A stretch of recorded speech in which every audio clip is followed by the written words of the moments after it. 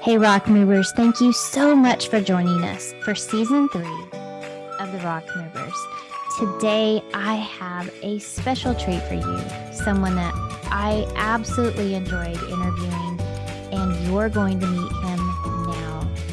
The go-giver himself, Mr. Bob Burg. You know, it's generally agreed upon that entrepreneurship is the engine that drives an economy upwards, and it's primarily responsible for its growth. Today, Bob and I dive into some conversations about our mutual respect for Zig Ziglar and the impact that he's had on entrepreneurship, including a special surprise from Bob.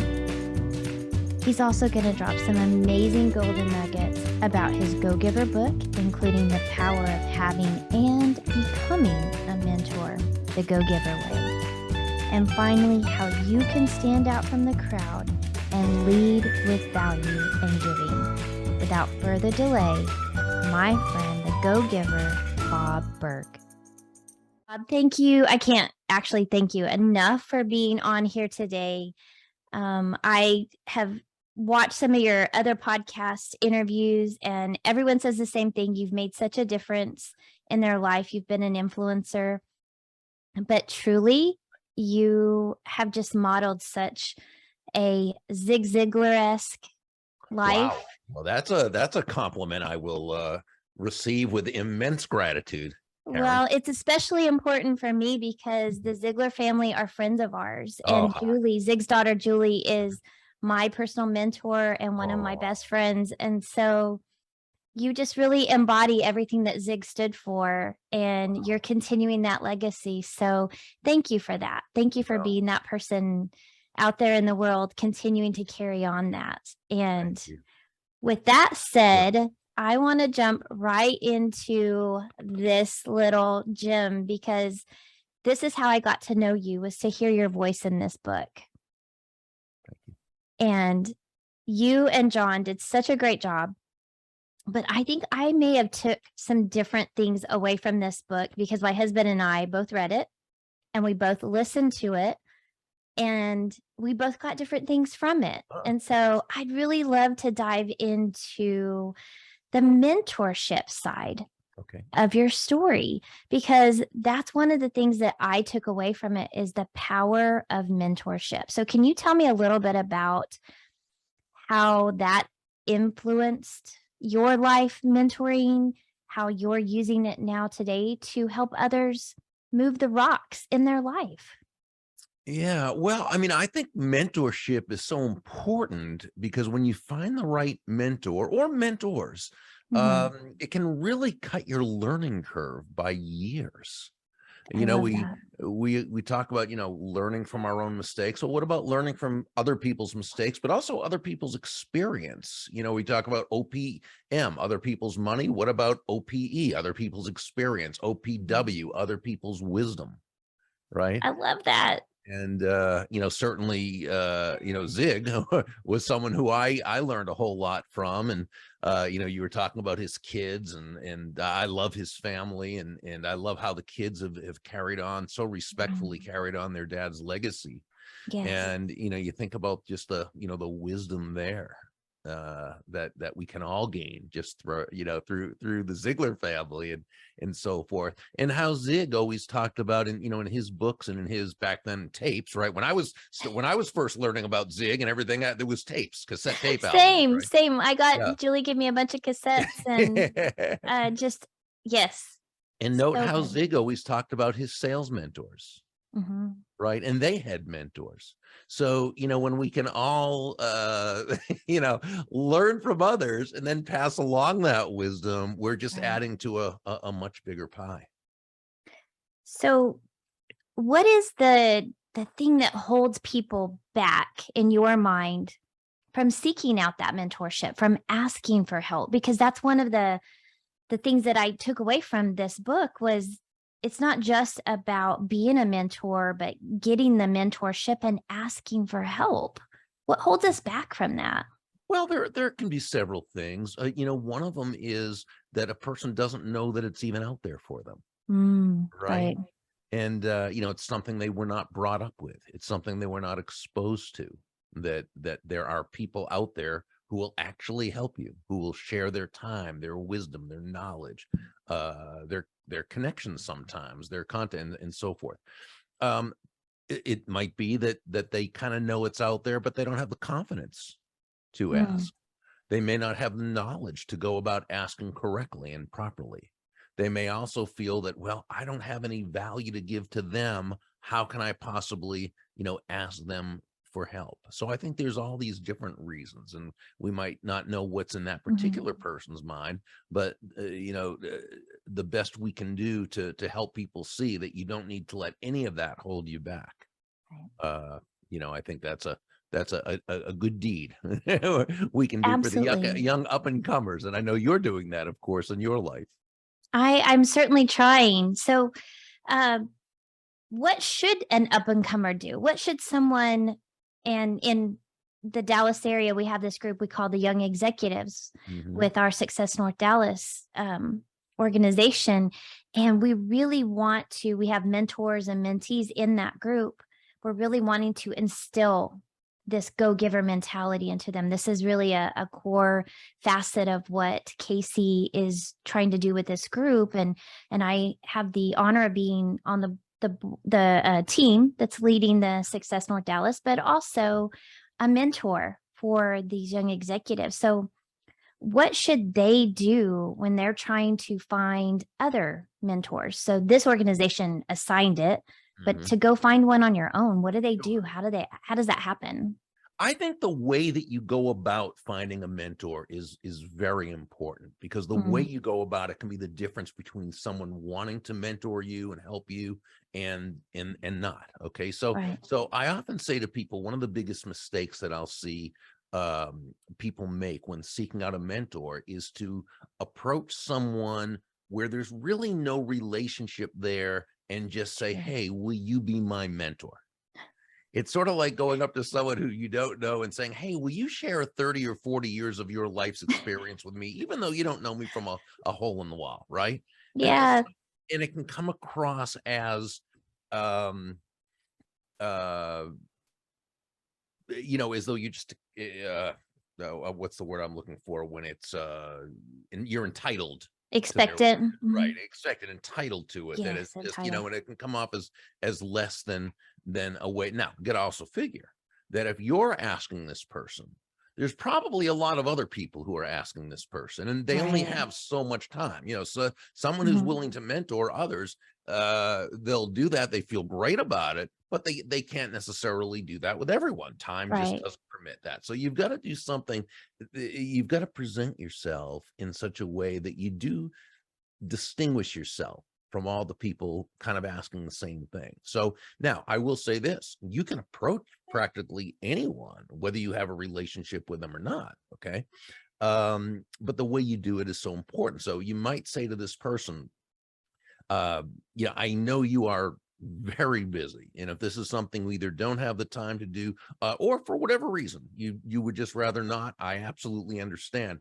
I'm wondering if I might ask you one or two very specific questions. Mm, Now, when doing that, there's a few things that I think you've accomplished. One is you've come across in a more humble way, that saying, "Hey, I know this is a big ask. This is not something I take for granted. It's not something I feel I'm entitled to." Okay. The second thing you're doing is you're giving that person an out or back door. You're saying, if you're just too busy, or just for whatever reason, something you'd rather not do, I'll absolutely understand. Okay. yeah. So, and to the degree you give a person an out or a back door, that's the degree they'll usually feel very comfortable with you, because they Exactly. know you Yeah. respect their time and their energy and their wisdom, and that you're not going to, right? Mhm. And then the third thing, and this is, I think, so important, you didn't just say, "Will you be my lifetime ongoing mentor?" Okay. That's like and we've all heard the expression before, asking someone for the marriage instead of for a date, right? When you Mhm. first meet. Well, a mentor protege relationship is just that. It's a relationship. And it does take time to develop and cultivate and build. So So when good. you say instead, may I ask you one or two very specific questions. Now what it's saying to this what it's communicating is, hey, this person, they know what it is they need. They know what it is they want. They're not looking to just, pick my brain and take a lot of my time and so forth. Right. They have an agenda. And when I say agenda in this case, I mean that in a positive way, not they have an agenda, but they have an agenda. They know what they want to ask. So they feel very unthreatened by that. They know. So they Yeah. usually say, not always, but usually they'll say, oh, sure. Go right ahead. How can I help you? Now, you want to make sure that you have researched this person so thoroughly that anything that the questions you do ask are not something you could have discovered online in an article about them or in some, right? Yeah. So Right. you ask the couple of questions, you appreciate them for it, and you let them know how invaluable this is. You look forward to applying this wisdom right away. If you wouldn't mind, I'll check up with you, or I'll circle back from time to time and just let you, keep you apprised of how and they're going to say, of course, sure, please do that, whatever. Now, what I would do is that very day, I would send a handwritten note to them. Okay, not an email, not a text, a handwritten note that just says something like, and a very short and sweet, dear Mr. Jones or dear Ms. Johnson, thank you so much for taking time out of your day. Your wisdom was absolutely invaluable. I look forward to applying it, and we'll keep in touch and let you know how things are coming along. Best regards, so forth. Now, put it in an envelope, a regular stamp, not a meter machine stamp, a regular stamp, send it out that day. They will get it the next day, and boom, that's a great impression. What I would also suggest doing is making a small donation. It doesn't have to be anything big, but a small donation to their favorite charitable cause, which again, you can find out online, a little bit of research, or if it's not there, you call their administrative assistant and you ask them. And let's say you find out that the person's on the board of directors of their local animal shelter. Okay, so you do a small donation in their name. It's going to get back to them. You're not doing it to kiss up or anything, but just so that they know you respect the process, and that even though you can't bring the kind of value to them that they can bring to you right now, that's your goal. You want to make yourself valuable. Now, a few weeks later, you might either call or email or however it is that they like to be in touch, and let them know how things, and then you might, say, I have a question for you, if I may, would that be all right? And they'll probably say, sure, what can I do? What have you? And in time, if it's supposed to, a mentor protege relationship will develop. And if not, that's okay. What we want to do is take the correct action without being attached to the results. Okay. It might be that this person's going to be a 1 or 2 conversation mentor, and it's going to be someone else and someone else and someone else. That's how it was with me. There were different people who I asked about different things, and some I would go back to because that was the kind of relationship we developed. Others, it was a one and done and type of thing, and always but I think when we do that, now our chances of finding that mentor are much greater. I love that. And you brought up, oh my gosh, so many great points that I'm just trying to feverishly write this. The handwritten note, we have become a society that's so digital, we've really forgotten that handwritten touch is so important, so valuable. Thank you for reminding me of that today. It's so funny, Karen, that even 30 years ago, before email was really a thing like it is Right. now, and people did send handwritten, it was still a big thing to receive a handwritten note, because It most people always has still, been. we were all taught by our moms to do that, and yet how many people really did on a consistent basis? Not many. And the people who did were remembered. Now, how much more so when email, texting, and everything is so now that person who sends the handwritten notes just positions himself powerfully. So good, Bob. And you mentioned giving value. And that's one of the other takeaways that I really got from the book is when you look at the cover, the Go Giver, a little story about a powerful business idea, we often think giving is something materialistic with tons of physical value, but it's really about the value that we add to other people's lives. And that just speaks so much about the philosophy that's so congruent with human nature in general. Sure. And can you, this is one of the talking points I wanted to ask you, because I study humans and human behavior, and I am just so fascinated by how and why people do the things that they do. So can you help me articulate this value add? Because so many say, you've got to add value. You've got to add value. How do we do that? And what does that mean today in a society like we're living in? So let's first look at really what value is, what it means. One of those words now that has become so used that 20 people might have 20 definitions, and every one of those definitions are unconscious. So we just say value without so here's how value can really be defined. It's the relative worth or desirability of a thing, of something, to the end user or beholder. In other words, what is it about this thing, this product, service, concept, philosophy, idea, information, connections, whatever it might be, right? That holds so much worth or value to someone that they're going to see it as something they really appreciate. Yes. Okay? So value can be given in many, many ways. It can be given through time, attention, counsel, education, empathy, appreciation. So what we want to do is focus on that other person and discover, their needs, their wants, their desires. So when we talk about human nature, I think Dale Carnegie said it best in his classic How to Win Friends and Influence People. In fact, I think this one line was the underlying premise of his entire book. And that's where he wrote, ultimately, people do things for their reasons, not our reasons. I often, Karen, when I speak at a sales conference, the first thing I'll say is, nobody's going to buy from you because you have a quota to meet. I've heard you say that before, and it's so true. People don't care what our goals and quotas are. Human nature is they're going to buy from you because they believe that they'll be better off by doing so than by not doing so.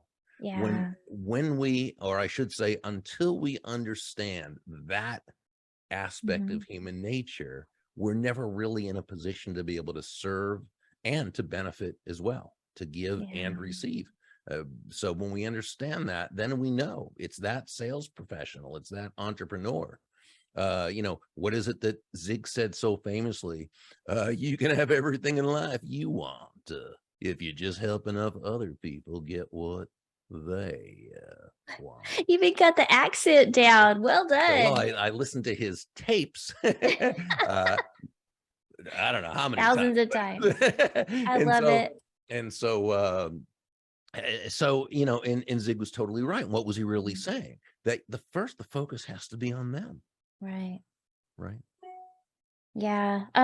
My personal mentor, Sally Anderson, has just driven it into my head that no matter how much I want to do things, I have to lead first with it's not about me. And I love that you said that we can give and receive in the same. They don't have to be separate. They're not linear. They can be in the same. Well, they're really two sides of the same coin. Yes. Yeah. Such a great way to say it. Don't think of. And John David Mann and I in the story wanted to make the point, and John, he was really the lead writer and storyteller. I mean, I'm a how-to guy. I'm step 1, step 2, step 3. John's a magnificent storyteller, and he wrote that part about breathing out and breathing in. Yeah. Right. It's got to be both.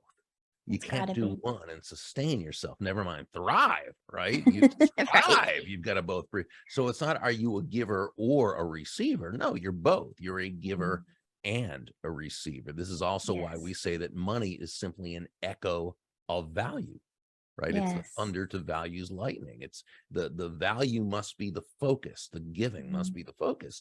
The money you receive is simply the natural result of the value you've provided. Breathe out, breathe in, give, receive. Mm.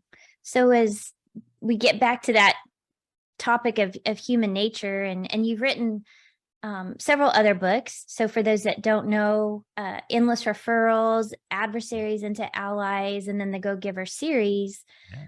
Um, we also just listened to the one on marriage, which was I Oh, love that the was way John and that I. y'all, Yeah. and as you said, John's influence in the storytelling, but just these characters that you fall in love with. And, I love that they keep weaving them, or y'all keep weaving them back into the stories. And Well, the Go um, Giver marriage was John's and Anna's, so I wasn't right, part of that. right, right. But they did a wonderful job, and Mhm.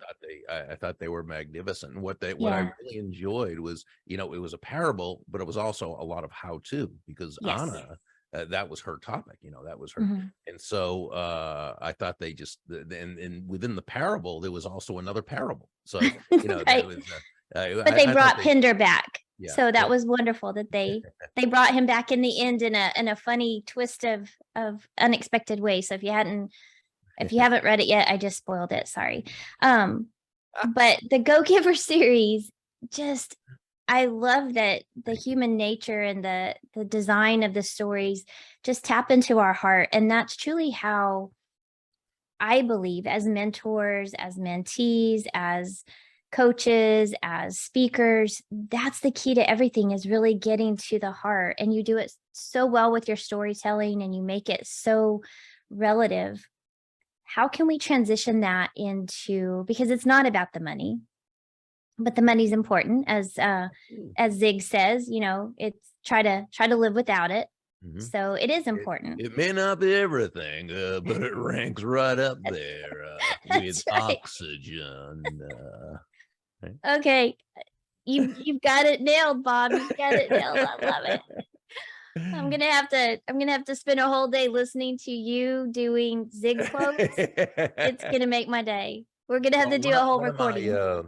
one of my favorite moments in life was when I used to have these conferences Mhm. that but this had to be 10 years ago. Well, it was a lot longer than that. It was probably about 13, 14 years ago. And we had Zig there Mm. to receive the first annual Go Giver Lifetime Achievement Award. And he Oh. was up on stage with Tom and with Mrs. Ziglar, the redhead. Mhm. In fact, she told me afterwards that was the only time she'd ever been up on stage with Zig. But so I got to actually do that, do a riff from Zig's tapes right in front of Zig, and it was Uh-huh. just, it was such a thrill for me to be able to do that in front of one of my heroes, and his I family. love that. So how did he react? Well, as you know, at that time he had his brain injury, and so Mhm. but he still, you could tell he appreciated it, and he Mhm. knew that's what I was doing, and Yeah. it was just, it just touched my heart. Oh, I love that, and I love that we have that connection with the Ziglars, because they are some of the best people in the world. They're just so good. After, I didn't mean to interrupt. I apologize. No. Um, after Zig, after we were on stage, because Zig was, answering questions from people, and he just, did his usual marvelous job. Uh, Zig and Mrs. Ziglar and Tom met people, signed autographs, hugged, had pictures taken with people, and they must have stayed there for an hour doing that until everybody was. And Mhm. I received emails for weeks afterwards saying that the most amazing part was just how the Ziglars were exactly who they are off stage, as who Zig has always been on stage. Mhm. It's just, that says it all. I think that has been probably one of the largest and most impactful lessons I've taken away from Julie, his daughter, is everything she does it with that same integrity, always Mhm. thinking of others, but always leading with um just this philosophy of how would I want to be treated? Exactly. How not just do unto others as you would want them to do, but how would I want to be treated, and leading with that to excel to the next level. And she's just been such an influence on me, and that's because the influence her dad was on her, and they're just real people. And that's how I see you and these books. They're just so real, so practical, and call us to rise to a new standard, raise the bar. You have raised the bar, Bob, to the Ziglar level. Well, But not now it's quite the there, but go-giver thank you. Ziglar level. I will receive again. I'll just receive the thought of that with immense gratitude. Well, it's for me, it means so much. So I appreciate all that you've done and all that you do and continue to do with your go-giver community. So I'd love for you to share that with my rock mover community, how they could get involved with the go-giver, the other things that you have going on now, because you've actually taken it to new level and you're doing new things. So tell us about that. Well, my business partner, Kathy Tajanel, she and I developed the Go Giver community sometime last year. And really, it's just a group of people who all want to live life, conduct business the Go Giver way. There's a lot of relationship building and collaboration and content and connection. It's a lot of fun. And people can learn more about that at the Go Giver community without the hyphen, thegogivercommunity.com. And they can always go to burg.com. That's probably the easiest place to find everything there. And I have a daily impact email that I send, which they can subscribe to there if they'd like. So yeah, we love to have people just kind of join us and have fun and grow together. Well, I love it. And congratulations on your first graduating class. So I saw that. Which was that? I just saw some pictures recently that you had some graduating. We also have a certified Go-Giver speaker program. Yes, that's what it was. The latest class that had come to the certification. We have a 3-day certification about twice a year, and so we just had a wonderful group there of people who are representing the Go-Giver message all over, and you're just doing so many things and just giving and pouring into so many people, Bob. It's wonderful. Yeah, thank you, Karen. So what is one way that you feel like, as we begin to wrap this up, that others can use this go-giver philosophy mentality to help pour into the next phase, so that we're always leading with that giving? Yeah, I think like anything else, it's just taking the principles and applying them as part of your life. That's why John and I had, Pindar give Joe, the protege, just one condition, and that is you had to apply the information. Right. Because we all know, and how many times did Zig say that with, knowledge without action is the same as not having any knowledge. So it's important to apply it, but not think that you have to apply it perfectly. That's key. To apply it, and you start to get comfortable with it. You start to see the results, and it becomes a lot of fun. And you know that you're adding value to people's lives in a way that's fulfilling for them and for you. And everybody grows together. So I think that's really the way to go about that. I love it. Well, I will put all of the links so that they can follow and connect. And yes, the daily emails are so encouraging. Oh, thank you. I love getting little parts of you. I put a post today on my Facebook group of, having the opportunity to interview you, but to meet you face to face, because without you ever knowing it, I know that you've influenced so many people, myself included, but just by you being you and showing up and being available. And I think that's probably one of the biggest lessons of the go-givers. You just have to show up and take action and be available. And I appreciate you for the example that you have given me, and for all that you do for so many, because I continue to refer this book out to my clients. I work with a group of realtors in the Northeast, and their whole realty company lives by the go-giver philosophy. Oh, wow. So I wanted to do a shout out to Conway Realty up in Massachusetts because they are go-givers. And so is Watson in Florida. So there's just so many organizations that, even if they aren't plugged into some of the community things, they are living this philosophy and using it to make a difference in the world. And that's because you were willing to show up. Well, but it's teachers like you. It's people like you who are out there as ambassadors and embodiments of the message. And that's what makes it happen. So wow. It's an honor. It's an honor. So thank you so much for giving me 30 minutes of your day. I appreciate you and can't wait to share all of this with my rock moving community, and just want to say thank you so much, Bob. My pleasure. Thank you, Karen. Thank you so much for listening today to this episode of The Rock Movers. It was such a great interview. Bob is amazing. And I know if you're like me, you took a ton of notes and came away from this with some amazing insight on how you can apply the go-giver mentality to be a mentor, to find a mentor, and to stand out from the crowd and lead the go-giver way. If you'd like to connect with Bob, you'll find some information in the show notes, but you can also find him at burg.com or thegogiver.com. Thanks again for joining, and I'll see you on the next episode. Keep on rocking.